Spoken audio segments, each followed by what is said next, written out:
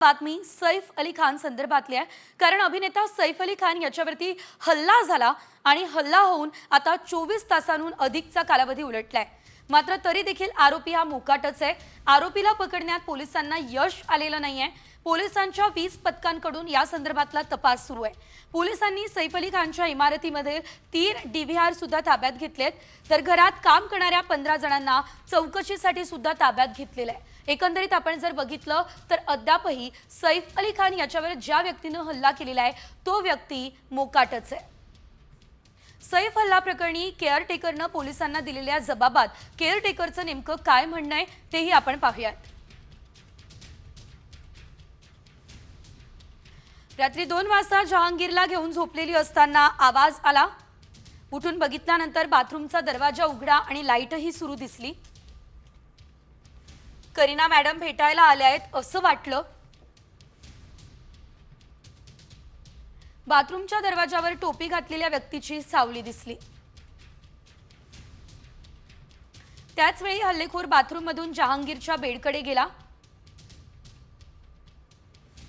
तो शुकशुक करत नो आवाज असंही बोलला।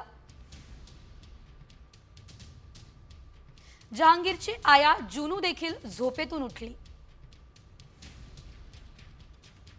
जुनूलाही त्यानं कोई आवाज नहीं कोई बाहर नहीं जाएगा असं धमकावलं।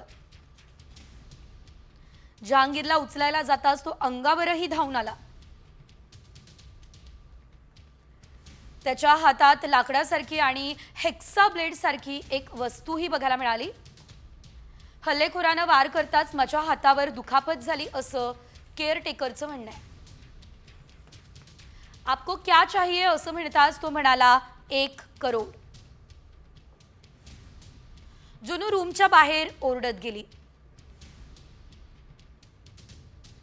आवाज ऐकून सैफ सर करीना मॅडम धावत आल्या। सैफ सरांनी विचारलं इस्मा कौन है ये, इसे क्या चाहिए। त्यावेळी त्यानं हेक्सा ब्लेडने सैफ सरांवरती हल्ला केला। झटापट करून आम्ही सर्व रूम बाहेर गेलो। दरवाजा ओढून घेतला तोवर रूम मधील इतर कर्मचारीही जागे झाले। परत येऊन हल्लेखोराला शोधलं तोपर्यंत तो फरार झालेला होता।